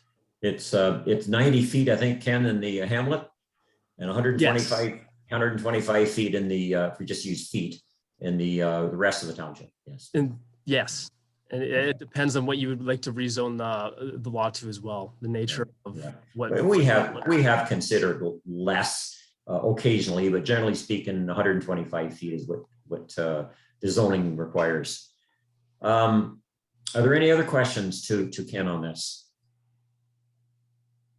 If not, then I'd like a motion if council sees fit to approve consent application B 5321, subject to the 2 conditions that are listed. Councilor Powers, you willing to make that motion, Nick? I am. Yes. And seconded by Councilor Allen. All in favor? That's carried. Thank you, Kent. Move down now to the next application. Second application is consent application B-34-21. Purpose of this application is sever a vacant residential lot. The land's addressed 3897 Wallace Point Road. The lands are located on the east side of Wallace Point Road, north of Driscoll Road. The subject property is frontage on both Wallace Point Road and Benstford Road. Proposed retained lot would have a lot area of approximately 9.07 hectares with approximately 56 meters of frontage along Wallace Point Road. The proposed severed lot would have a lot area of approximately 0.38 hectares and 35 meters of frontage along Wallace Point Road. It's currently a single detached dwelling and shed existing on the subject property. This one's a bit unique as the subject property exists on the urban fringe area as per Schedule A of the Township Official Plan. And so the City of Peterborough will comment on severance applications when they're in the urban fringe area. And there are 3 preliminary comments that the city had. The first being the second driveway that exists on the subject property must be eliminated. This is for safety reasons. The second, confirmation of sight lines will be required, once again for safety reasons. And the subject property may be subject to a road widening, in which the city is currently investigating. So lands may need to be conveyed to the township. It's a county road and that'll be coordinated through the city. And so they're just gonna see if it's appropriate for them to push the severed lots back. It would be east, I suppose. The subject property is zoned rural residential and environmental protection, as the proposed severed parcel has a large of 35 meters. The rural residential zone requires 38 meters, as I stated before. A minor variance, I think, would be the most appropriate way to proceed with this to address the lot frontage deficiency. That's about it. If there are any questions from council, I'm happy to answer. And thank you, Ken. And just before we proceed to council, I just want to be clear on this because you have a little notation under that section of your report. You're in your report, you recommend approval with 3 conditions listed. You're not suggesting then that council needs to consider the comments from the City of Peterborough as another condition. You're strictly saying that those conditions will be the responsibility of the applicant. Is that correct? Yes, so the county will impose those conditions and the applicant will be responsible for those 3 comments and conditions that were provided by the city, yes. So we don't need to, at the township level, we don't need to deal with those Nope, at all? that's not our responsibility. Very good, I want to clarify that, thank you. Yeah. Questions then to Ken on this application? Deputy Clerk, go ahead. Yes, through the mayor to Ken. So there is some environmental protection, a portion of this, Ken? That is correct. And so will there have to be an EA done? There has been one. Okay. Orca reviewed through doing a site visit, and they found there were no concerns. The proposed severed lot is sufficient space. There's sufficient space way in between the proposed lot and the environmental sensitive lands that there was no concern from Orca. Thank you. Any other questions to Ken on this one? If not, is council prepared to make a decision? Deputy Clerk? Yes, I'm prepared to go with the recommendation, and I'm just flipping back. I think there was 3 Correct. bullet points. So the motion we to approve application B34-21, and the approval will be subject to the 3 conditions listed. Do I have a seconder for that? Councillor Howie. Call the vote. All in favor? It's carried. Thank you very much. Thanks, Ken. Okay, staff reports, finance. Jocelyn. turn it over to you. Okay, sorry, I just lost my internet and just got back on. Okay, so in this is our Q2 quarterly operating financial reports, our Q2 investments, and then our COVID-19 safe restart, just basically information about funds used in 2020 and current funds that have been used in 2021. And then our Parkland Reserve Fund as well. So if we go to the Q2 operating fund, you see I've basically mentioned three points of interest. The building and planning, so building permit fees are at 70% as of June 30th for 2021. They're on track to come in over budget in 2021. Planning fees as well are 90% of budget currently in 2021, so they're on plan to come in well over budget at the end of the year. Roads, we spoke about this in the Q1 report. For the expense for brushing and tree removal is over budget. Council did approve the use of the gravel resurfacing budget. The last time I wasn't exactly sure which budget it was. I knew that council had approved to use another budget that they didn't need in this year. And it was the gravel resurfacing budget. So it's currently, the brushing is over budget by 122,000, and the gravel resurfacing budget is underspent by 132,000. And I believe that we're done with the brushing and tree removal for the year now. So we're still under budget. Our public property, the grounds maintenance is 90% of budget, mainly due to the cost of the snow removal in 2021. The budget for snow removal is 10,000, where the actual cost for the first quarter was 22,000. And you'll see each of the areas there if council has any questions. Any questions to our treasurers on any portion of the financial report here? Treasurer's report. Councilor Powers, go ahead, Nick. I do. I have a couple actually. Thanks, Jocelyn, for the report. Lots of good information in here for sure. I don't know if you'll be able to answer this, and I was trying to see if it was in a previous council meeting, but the planning and budget numbers are obviously extremely high in terms of the revenue. I would expect that the volume of planning and building applications correlate to that increase. And it'd be interesting to see 2020 versus 2021, the number of applications submitted year over year at this point as well, to see how that correlates. But I'm assuming it's got to be pretty dramatic increase.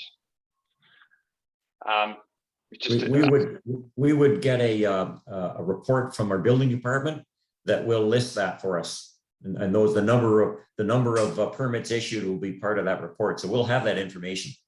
Yes, yeah, exactly. Yeah, I'm expecting that one. So wasn't expecting necessarily an answer on that one, Justin, just a food for thought. But so I do have a couple of pieces here on the public property item.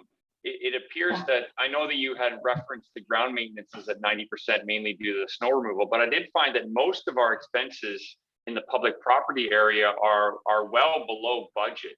I'm not sure if we're just not, that's not necessarily to be unexpected. We're just, there's less costs associated for keeping those facilities operational at this point in time. And it could be just a lack of usage in some cases for some of these particular facilities. But certainly outside of, as you say, the ground maintenance, most of these are well below budget in terms of expense. So I don't know if there's any comment you had related to that. I don't offhand. I can look into that and get back to you. I unfortunately am at home tonight, which I did not plan on. So I don't have my actual to be able to look at last year, but I don't know if Mike might have some insight Yeah, and into Jocelyn, it's great. It's Greg here. I might be able to offer some as well. So. Yeah. Go ahead, Greg. I think Councilor Powers, you hit it the nail right on the head. Is that a lot of our expenses have gone down because we're not utilizing a lot of those particular facilities. The major facility we used was the community complex, but we haven't really utilized a lot of the other public facilities. And then, so as far as the snow removal budget is concerned, we'll be doing and Mike can comment on this, we'll be issuing I believe another request for proposals. We had a really difficult year last year because we had a really wet and icy year. And so that caused us to have a bit of an increase in how we manage that. And so if that number's up, that means that our number of slips and falls and liability issues hopefully are down. And so that'll give you a bit of a sense. And then as far as public properties are concerned, we'll also be, our capital items are down, and we did have a meeting of the Public Properties Committee a couple months ago, and we'll be doing some of our capital upgrades as far as the public properties are concerned. So I'm not sure, Mike, whether you have any other items to provide to that particular question to the councillor, but that hopefully should answer some of your questions, Councillor Powers. No, not much, Greg. I mean, with the capital projects, there's a couple of them we're still gonna. I've got to meet Pit Road Refrigeration at, say, the Stewart Hall Library and see what reasons we were replacing them, or just because they've been there as long as they have and whatnot. And as far as the operating budget goes, I think Greg hit it on the head there, and same with Nick, is that it's just the buildings, the libraries, they're not getting used. So, problems with the plumbing and whatnot aren't happening because the buildings weren't getting used for so long now, but now they are getting used, and we're getting weekly calls about stuff that's wrong and stuff we need to fix. And even there's the general maintenance part of those budgets, and then there's the repairs and upgrades. And being fairly new to the this specific budget, I certainly didn't want to go ahead and start spending repairs and upgrades money before I knew what normally happens in a general year with repairs and stuff in some of these buildings. I have a pretty good idea through our facility at the arena of what happens, but I didn't want to. There's only $3,000 or $4,000, or in some cases $2,000, I think, in some of those budgets for repairs and upgrades. So certainly I've got a couple things that I might want to do if we get a little later in the year and it's still there, but don't want to spend it before I don't know I'm going to need it, especially with the buildings opening back up now. Okay, great. Thanks, Mike. Just if I can, Mayor Taylor, I have 3 more questions on the operating report. Sure, go ahead. Thank you. Under general government, I'm not sure how this is paid, if it's a lump sum payment or if it's a month-to-month kind of thing, but the insurance line is currently at 95%. Now, I'm well aware that insurance is a hot topic around municipalities, and the fees are increasing pretty substantially. And so is this a situation where we're expecting this number to continue to go up this year, or are we paid it in full for this year, I guess is my question. We've paid it in full. So this will actually correlate with the prepaid insurance that was mentioned for the 2020 audit, that it wasn't paid in 2020 and actually happened in this year. But yes, it's the full year. Okay, perfect. The second last question I have is actually related to fire in terms of revenue. I'm going to take this as a positive. Maybe I'm not understanding this as a positive in terms of the revenue, but we see our fee/fire incident charges at 28.5%. I'm assuming that means we've had less situations that have required fees to be sort of taken. I'm not sure the best way to correlate that, but it seems like that's actually a positive, not necessarily a negative, or maybe I'm reading that wrong. I would agree, yes. Okay, good. And the final one is under roads. Roads, there is one line that sort of caught my eye, which is the debris and litter pickup. Not a large line item, but it is 405% above budget. That'll always catch your eye. And so I'm curious, you know, it is 10,000, you know, it's, do we have any sense as to when we've seen that dramatic increase? I can't recall if the Q1 we were still on pace for this kind of an increase.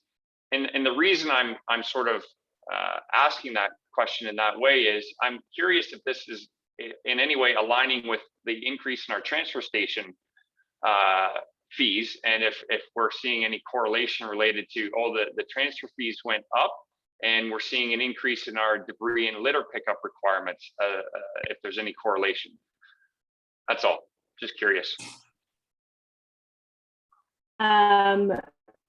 Yeah, that one I would definitely have to look into. I don't believe it was Q1 because I think you would have caught it at that point and it would be in my memory bank.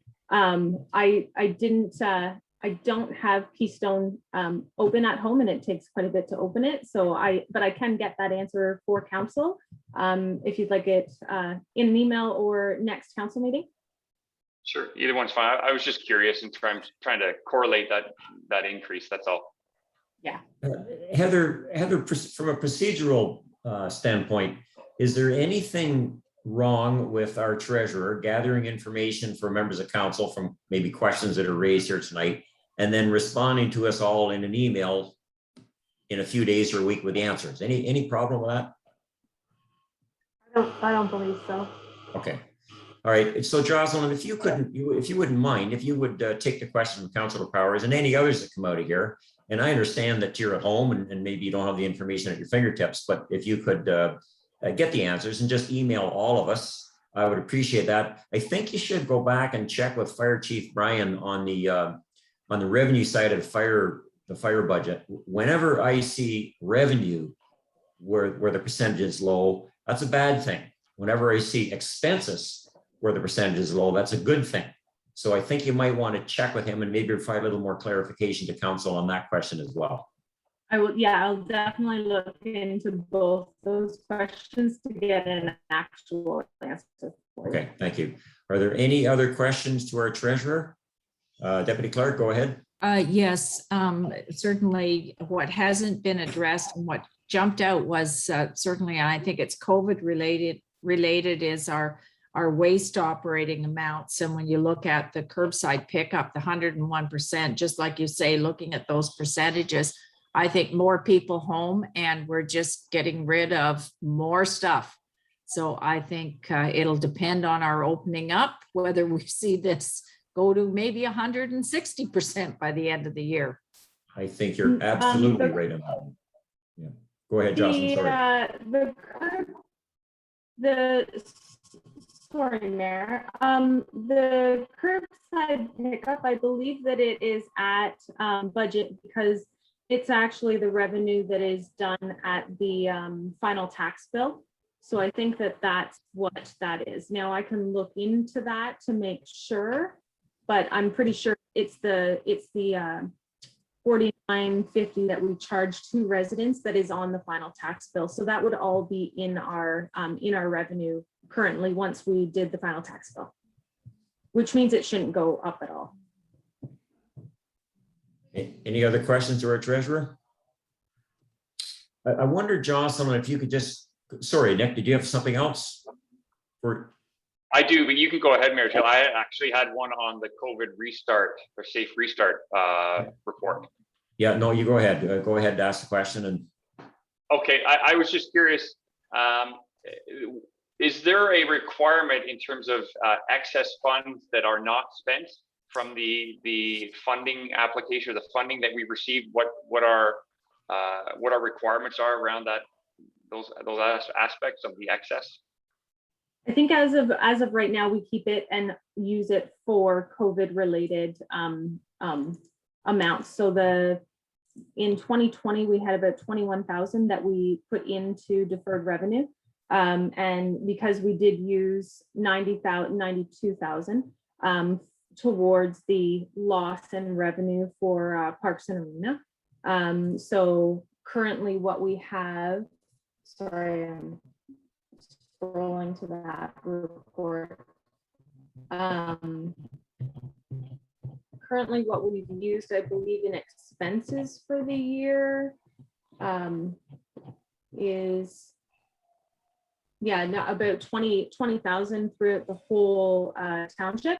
And then an estimated loss of revenue as of right now for there was a report due on the 30th of June for the COVID safe start. So we submitted what we expected to use, and that we actually only expected to have about a 5,600 actually deferred revenue left over after 2021 that we might be able to use in 2022. Everything else we planned to use in each one of our departments. Okay, great, thank you. Deputy Clerk, did you ever hand up, Bonnie? Yes, I did. And just one comment on page 8 of the 17 under public property expenses, there is nothing yet for Foley Park and the Cenotaph. There certainly will be some invoices coming if anyone's driven by the Four Corners. You can see that the goldenrod is now missing in action. The mulch is going down, and if hopefully we'll be able to have something there for Remembrance Day, and we'll have some shrubbery and some interest put in, but it's coming together with the improvements. I'm quite pleased on how it's looking. So that's good. Thank you. Just Jocelyn, before we move on, very shortly in our bylaws, council are going to be asked to approve an agreement with City Software with regards to, I think, the DataWorks asset management plan. Could you just briefly describe or explain to council what that is? Yeah, so the asset plan, we have to, there is a deadline, I believe, of July, or it was July 2021. It was moved where we have to have our core asset management items, all that plan done. So that's what we do with PSD and citywide. So we have received funding to cover the majority of that, 50,000. And then council approved in the budget, in the 2021 budget, the remainder of that cost, because I believe it's upwards of 80,000. So we have that portion budgeted for. Okay. So this is basically letting council know that the report's ready. Great, very good. I just want to make sure the council were aware of or understood what was being requested and required in that bylaw. So if there's any questions on it, Jocelyn would probably be the person to answer, and now would be the time to ask. Councilor Powers, go ahead, Nick. Thanks, Martello. Yeah, if we're going to talk about this one now, I did have some questions in terms of the procurement process to getting and selecting the particular firm, PSD citywide, to undertake this particular process. Was there a procurement process? Was there an RFP? How did we get to selecting this particular firm? Heather, do you? I can maybe deal with that one. Yeah, Greg. Yeah. So, yeah, no, it's not a matter of a help thing. I think it's just, Jocelyn was not here when this particular process started. It was our previous treasurer. So what we did is we contracted public sector digest and citywide, and we have our asset management plan and our software program that we have for managing all of our assets that we purchased and entered into an agreement. This is the next portion of that particular piece of work, as Jocelyn has indicated, that we have to do. So we can, under our procurement bylaw, since we had gone forward and had this particular company and this particular software program. We've already acquired the majority of it and the base of it. This is just an add-on to allow us to complete our work. And so we can, under our procurement bylaw, do this under a sole source provision based on a previously council approved purchase from PSB and Citywide. Does that answer your question, Councillor Powers? Yes, it does. Yeah, thank you. Apologize for the noise while I rolled my chair there and turned the lights on. Any other questions then to our treasurer on this portion or anything else in the treasury report? And I don't know if Councillor Clark is still part of the meeting or if, well, she's there. Okay. You're back. Okay. Part of the problem when we turn the video off is the clerk doesn't know if you're still part of the meeting or not. Okay, so I'd like a motion, please, simply that we receive the monthly treasury report for information. Councillor Powers, Councillor Howie, all in favor? It's carried. Thank you. Okay, moving down now to bylaws. Could I get a motion, please, that bylaws 2021-37, 38, and 40 be read a first time? We've got Councillor Owl and Councillor Howie, all in favor? Carried. Could the clerk please review the bylaws? Bylaw number 2021-37 is your council, your confirming bylaw for the July 12th and July 19th council meetings. Bylaw 2021-38 is to authorize the mayor and myself to enter into an agreement with respect to the Investing in Canada Infrastructure Program, the ICIP program, for the COVID-19 resilience infrastructure stream. And 2021-40 is to authorize the mayor and myself to enter into agreement with the Public Sector Digest for the Asset Management Initiative, your citywide software. Are there any questions to the clerk on any of these bylaws? Seeing none, could I get a motion, please, that bylaws 21-37, 38, and 40 be read a second, third time, signed, sealed, and the corporate seal attached? I'm seeing Councillor Powers and Deputy Mayor Clark. All in favor? Carried. Thank you. Okay, correspondence. We have three pieces here. 17.1 is Northumberland County Provincial Offences Act. I will tell council that this is really an upper tier concern. The lower tiers do not get any revenue from the provincial courts. I'll just put that out there and then council can decide what they want to do with this one. Go ahead, Councillor Powers. Motion to receive. Received by Powers, second by Councillor Allen. All in favor? Carried. 17.2. I requested this go into correspondence because I received it and it said to Mayor Taylor, but it's asking council to make show support or approve a motion. And I certainly wasn't going to do that without council's looking at it first and providing direction. So that's why it's here. So what's council's pleasure on this one? Councilor Powers. So I tried to go to the links to actually review these particular motions. I was not successful in actually pulling either one of them up. And to be quite fair, I'm not sure either one, considering the latest news that we've just had regarding the election, whether or not either one of these motions will see the light of day until the new government is elected. So I as much as I certainly would support motions related to climate change and actions that could be undertaken, I think at this point I would say motion to receive. Do I have a seconder? Councillor Allen, any discussion on it? Call the vote. The motion is to receive. All in favor? Carried. Thank you. The town of Cobourg, support for Bill C6. What's council's pleasure on that one?